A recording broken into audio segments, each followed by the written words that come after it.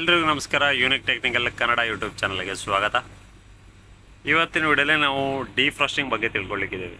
ಡಿಫ್ರಾಸ್ಟಿಂಗ್ ನಮ್ಮ ವಾಕಿನ್ ಚಿಲ್ಲರ್, walk-in freezer ಮತ್ತು ಲೋ ಟೆಂಪ್ರೇಚರ್ ಮೇಂಟೈನ್ ಮಾಡುವ ಎಲ್ಲ ಇಕ್ವಿಪ್ಮೆಂಟಲ್ಲಿ ಡಿಫ್ರಾಸ್ಟಿಂಗ್ ಅಂತ ಒಂದು ನೀವು ಕೇಳಿರ್ಬೋದು.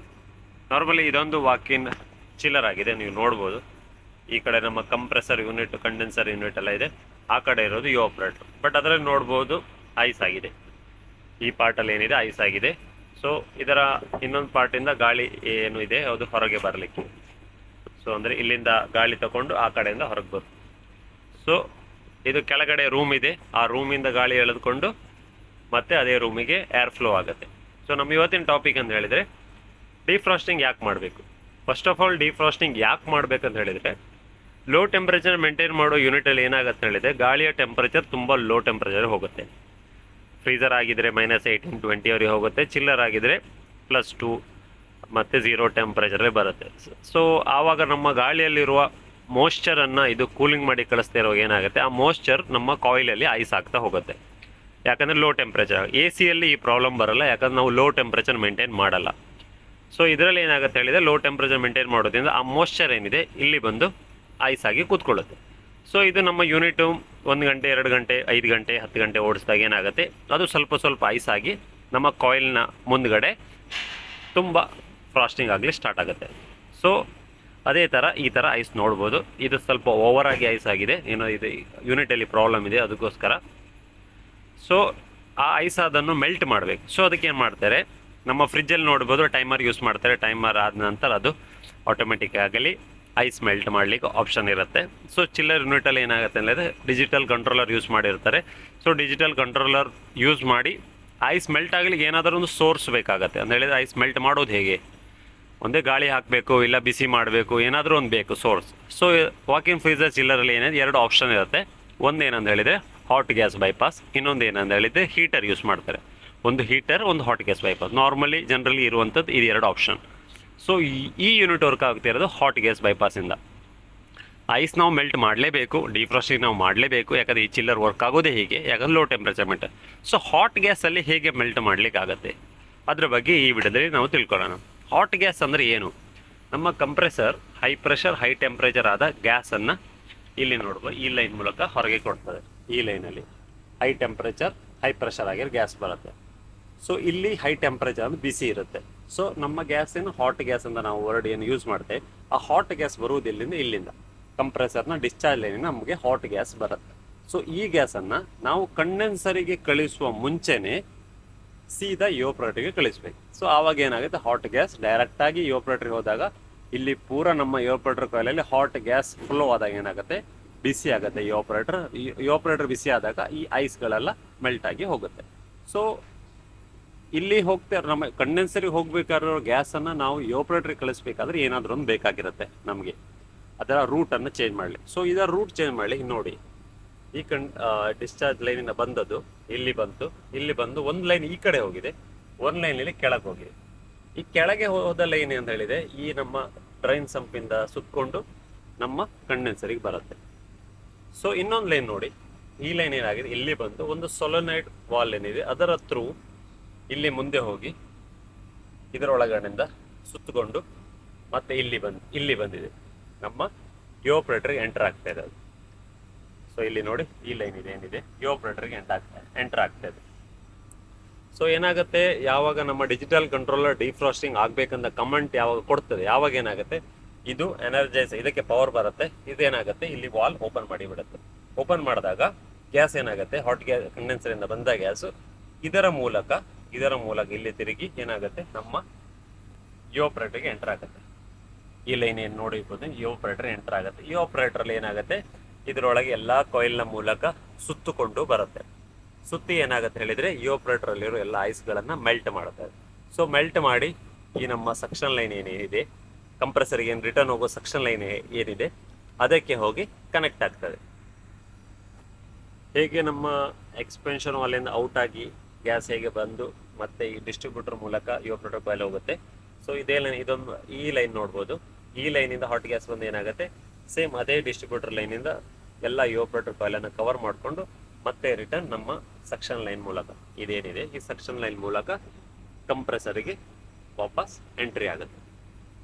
ಸೊ ಫ್ರೀಸರಲ್ಲಿ ಏನು ಮಾಡ್ತಾರೆ ಅಂತ ಹೇಳಿದ್ರೆ, ಇಲ್ಲೊಂದು ಅಕ್ಯುಮುಲೇಟರ್ ಆ ಥರ ಇಟ್ಟಿರ್ತಾರೆ ಈ ನಮ್ಮ ಸೆಕ್ಷನ್ ಲೈನಲ್ಲಿ. ಯಾಕಂತ ಹೇಳಿದ್ರೆ ಲೋ ಟೆಂಪ್ರೇಚರ್ ಯೂನಿಟ್ ಆಗೋದ್ರಿಂದ ಸೊ ಅಲ್ಲಿ ಏನಾದರೂ ಕಂಪ್ರೆಸರಿಗೆ ಲಿಕ್ವಿಡ್ ಎಂಟ್ರಿ ಆಗಬಾರ್ದು ಅಂತ ಅಲ್ಲೊಂದು ಮಫ್ಲರ್ ಅಂತ ಹೇಳ್ತಾರೆ, ಅಕ್ಯುಮುಲೇಟರ್ ಆ ಥರ ಒಂದು ಗ್ಯಾಸ್ ಮಾತ್ರ ಕಂಪ್ರೆಸರ್ ಲಿಕ್ವಿಡ್ ಏನಿದ್ರೆ ಅಲ್ಲಿ ಸ್ಟೋರ್ ಆಗುವಾಗೆ ಮಾಡ್ತಾರೆ.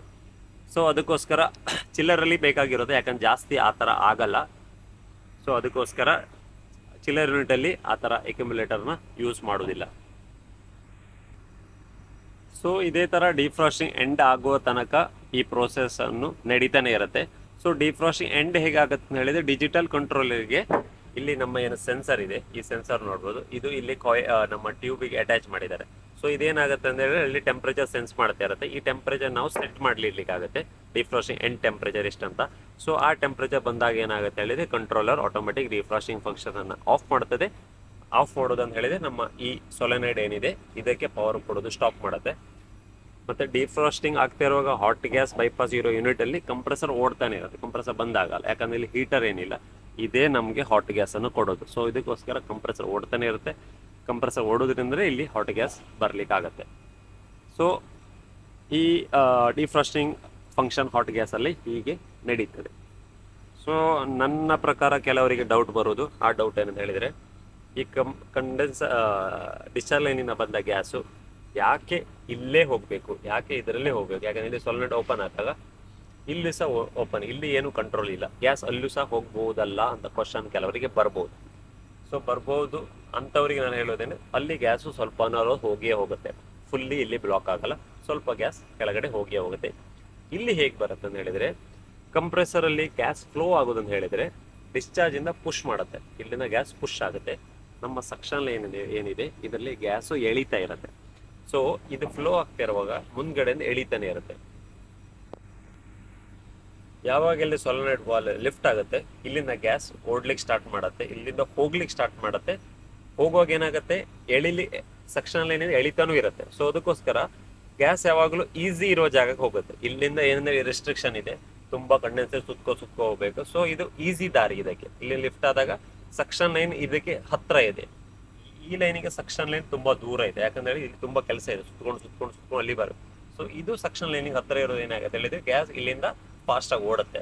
ಸೊ ಓಡಿ ಏನಾಗುತ್ತೆ, ಇಲ್ಲಿ ಅದಕ್ಕೆ ಬೇಗ ಸುತ್ಕೊಂಡು ಈ ಸಕ್ಷನ್ ಲೈನ್ ಸಿಗುತ್ತೆ. ಅದಕ್ಕೋಸ್ಕರ ಹಾಟ್ ಗ್ಯಾಸ್ ಬರುವಾಗ ಇಲ್ಲಿ ಹೋಗ್ತದೆ ಫುಲ್ಲಿ 100%, ಇಲ್ಲಿ ಸ್ವಲ್ಪ ಅದು ಪ್ರೆಷರ್ಲಿ ಹೋಗುತ್ತೆ, ಮತ್ತೆ ಉಳಿದ ಗ್ಯಾಸ್ಗಳು ಇಲ್ಲಿ ಬರ್ತದೆ. ಕೆಲವರಿಗೆ ಇನ್ನೊಂದು ಡೌಟ್ ಇರ್ಬೋದು, ಯಾಕಂದ್ರೆ ಹಾಟ್ ಗ್ಯಾಸ್ ಬೈಪಾಸ್ ಡೈರೆಕ್ಟಾಗಿ ಯೋಪ್ರೇಟರ್ ಎಂಟರ್ ಆಗ್ತಾ ಇದೆ, ಮತ್ತೆ ಆ ಯೋಪ್ರೇಟರ್ ಎಂಟರ್ ಆದ ಸಕ್ಷನ್ ಲೈನ್ ಥ್ರೂ ನಮ್ಮ ಕಂಪ್ರೆಸರ್ ಹೋಗುತ್ತೆ ಅಂತ. ಸೊ ಕಂಪ್ರೆಸರ್ ಲಿಕ್ವಿಡ್ ಹೋಗುತ್ತಾ ಅಂತ ಕೆಲವರಿಗೆ ಡೌಟ್ ಇರ್ಬೋದು. ಲಿಕ್ವಿಡ್ ನಾರ್ಮಲಿ ಫ್ರೀಸರಲ್ಲಿ ಏನು ಹೇಳ್ತಾರೆ, ಸಕ್ಷನ್ ಲೈನಲ್ಲಿ ಒಂದು ಅಕ್ಯುಮುಲೇಟರ್ ಯೂಸ್ ಮಾಡ್ತಾರೆ, ಅಕ್ಯುಮುಲೇಟರ್ ಇನ್ಸ್ಟಾಲ್ ಮಾಡಿರುತ್ತೆ ಈ ಪೈಪಿಗೆ. ಸೊ ಇದು ಚಿಲ್ಲರ್ ಆಗಿನೇ ಇದರಲ್ಲಿ ಜಾಸ್ತಿ ಅದರ ಲಿಕ್ವಿಡ್ ಎಂಟ್ರಿ ಆಗಲ್ಲ, ಅದಕ್ಕೊಂದು ಅಕ್ಯುಮುಲೇಟರ್ ಯೂಸ್ ಮಾಡಿಲ್ಲ. ನಾರ್ಮಲಿ ಇಲ್ಲೊಂದು ಅಕ್ಯುಮುಲೇಟರ್ ಪೈಪ್ ಲೈನಲ್ಲಿ ಇರುತ್ತೆ, ನಾರ್ಮಲಿ ಯೂಸ್ ಮಾಡ್ತಾರೆ. ಇದೆಲ್ಲ ಏನಾಗುತ್ತೆ ಅಂತ ಹೇಳಿದ್ರೆ, ಇಲ್ಲಿ ನೋಡ್ಬೋದು, ಇಲ್ಲಿ ನಮ್ಮ TX ಅಲ್ಲಿಂದ ಔಟ್ ಆದ ನಂತರ ನಮ್ಮ ಹಾಟ್ ಗ್ಯಾಸ್ ಬಂದಿದೆ. ಅದಾದ ನಂತರ ಇಲ್ಲಿ ಚಿಕ್ಕ ಕ್ಯಾಪಿಲರಿಂದ ಡಿಸ್ಟ್ರಿಬ್ಯೂಟ್ ಆಗುತ್ತೆ. ಸೊ ಒಳಗಡೆ ಹೋದಾಗ ಏನಾಗುತ್ತೆ ಅಂದ್ರೆ ತುಂಬಾ ಕೋಲ್ಡ್ ಇರೋದ್ರಿಂದ ಸಡನ್ ಆಗಿ ಲಿಕ್ವಿಡ್ ಆಗಿ ಕನ್ವರ್ಟ್ ಆಗುತ್ತೆ. ಮತ್ತೆ ಇದು ಯೋಪರೇಟರ್ ಆಗೋದಿರೋದ್ರಿಂದ ಅದರಲ್ಲಿ ಸುತ್ತಿ ಬರುವಾಗ ಅದರ ಪ್ರೆಷರ್ ಸಹ ಡ್ರಾಪ್ ಆಗಿರುತ್ತೆ. ಸೊ ಪ್ರೆಷರ್ ಡ್ರಾಪ್ ಆದಾಗ ಮತ್ತೆ ಅದು ಲಿಕ್ವಿಡ್ ಇಂದ ವೇಪರ್ ಸ್ಟೇಟಿಗೆ ಬರುತ್ತೆ, ಯಾಕಂದ್ರೆ ಹೇಳಿದ್ರೆ ಇಲ್ಲಿ ಐಸ್ ಇರೋದ್ರಿಂದ. ಸೊ ಐಸ್ ಇರೋದ್ರಿಂದ ಏನಾಗುತ್ತೆ ಅಂದ್ರೆ ಮತ್ತೆ ಅದು ತನ್ನ ಸ್ಟೇಟ್ ಅನ್ನು ಚೇಂಜ್ ಮಾಡುತ್ತೆ. ಸೊ ಇಲ್ಲಿ ಮತ್ತೆ ಬರುವಾಗ ಆ ನಮ್ಮ ಹಾಟ್ ಗ್ಯಾಸ್ ಟ್ಯೂಬ್ ಏನಿದೆ ಅದು ಇದರ ಥ್ರೂ ಬಂದು ಇಲ್ಲಿಂದ ಮತ್ತೆ ನಮ್ಮ ಕಂಪ್ರೆಸರ್ ಎಂಟರ್ ಆಗುತ್ತೆ. ಸ್ವಲ್ಪ ಮಟ್ಟಿನ ಲಿಕ್ವಿಡ್ ಇರ್ಬೋದು ಇದರಲ್ಲಿ, ಯಾಕಂದ್ರೆ ಇದರಲ್ಲಿ ಆ ಥರ ವಾಲನ್ನು ಯೂಸ್ ಮಾಡದೇ ಇರೋದ್ರಿಂದ. ಕೆಲವು ಮ್ಯಾನುಫ್ಯಾಕ್ಚರರ್ ಯೂಸ್ ಮಾಡ್ತಾರೆ, ಬಟ್ ಈ ಮ್ಯಾನುಫ್ಯಾಕ್ಚರರ್ ಏನಿದೆ ಆ ಥರ ಏನು ವಾಲನ್ನು ಯೂಸ್ ಮಾಡಿಲ್ಲ. ಸೊ ಆ ಥರ ಫ್ರೀಸರಲ್ಲಿ ಏನಾಗುತ್ತೆ, ಜಾಸ್ತಿ ನಮ್ಮ ಟೆಂಪ್ರೇಚರ್ ಇರೋದು ಹಾಟ್ ಗ್ಯಾಸ್ ಬೈಪಾಸಲ್ಲಿ. ಸೊ ಅದಕ್ಕೋಸ್ಕರ ನಮ್ಮ ಅಕ್ಯುಮುಲೇಟರ್ನ ಯೂಸ್ ಮಾಡೋದು, ಇದರಲ್ಲಿ ಆ ಥರ ಏನು ಯೂಸ್ ಮಾಡಿಲ್ಲ. ಸೊ ಈ ರೀತಿಯ ಆಪರೇಷನ್, ಈ ರೀತಿಯ ಸರ್ಕ್ಯುಲೇಟ್ ಮಾಡಿ ಈ ಗ್ಯಾಸ್ ನಮ್ಮ ಹಾಟ್ ಗ್ಯಾಸಿಂದ ಐಸನ್ನು ಮೆಲ್ಟ್ ಮಾಡ್ತಾರೆ. ಸೊ ಇದನ್ನು ಹಾಟ್ ಗ್ಯಾಸ್ ಬೈಪಾಸ್ ಡಿಫ್ರಾಸ್ಟಿಂಗ್ ಸಿಸ್ಟಮ್ ಅಂತ ಹೇಳ್ತಾರೆ. ಬೇರೆ ಬೇರೆ ಸಿಸ್ಟಮಲ್ಲಿ ಬೇರೆ ಬೇರೆ ಟೈಪ್ ಇರುತ್ತೆ. ಐಸ್ ಮಿಷಿನಲ್ಲಿ ಸ್ವಲ್ಪ ಡಿಫ್ರೆಂಟ್ ಇದೆ. ಸೊ ಅದರಲ್ಲಿ ಸೇಮ್ ಆಪರೇಷನ್, ಸ್ವಲ್ಪ ಡಿಫ್ರೆಂಟ್ ಏನಿದೆ, ಎಕ್ಸ್ಟ್ರಾ ಸಪೋರ್ಟ್ ಬರುತ್ತೆ ಐಸನ್ನು ಮೆಲ್ಟ್ ಮಾಡಲಿಕ್ಕೆ. ಸೊ ಅದರಲ್ಲಿ ಸ್ವಲ್ಪ ಡಿಫ್ರೆಂಟ್ ಇದೆ, ಅದನ್ನು ನಾನು ಇನ್ನೊಂದು ಸಲ ಎಕ್ಸ್ಪ್ಲೈನ್ ಮಾಡ್ತಾರೆ. ಸೊ ನಾರ್ಮಲ್ ಆಗಿ ಹಾಟ್ ಗ್ಯಾಸ್ ಬೈಪಾಸ್ ಏನು ಇದೇ ಥರ ಇರ್ತದೆ. ಇವತ್ತಿನ ವಿಡಿಯೋ ಇಷ್ಟ ಆದರೆ ವಿಡಿಯೋಗೆ ಲೈಕ್, ಶೇರ್, ಕಮೆಂಟ್ ಮಾಡಿ ಮತ್ತು ನಮ್ಮ ಚಾನಲ್ಗೆ ಸಬ್ಸ್ಕ್ರೈಬ್ ಮಾಡಿ. Thank you for watching.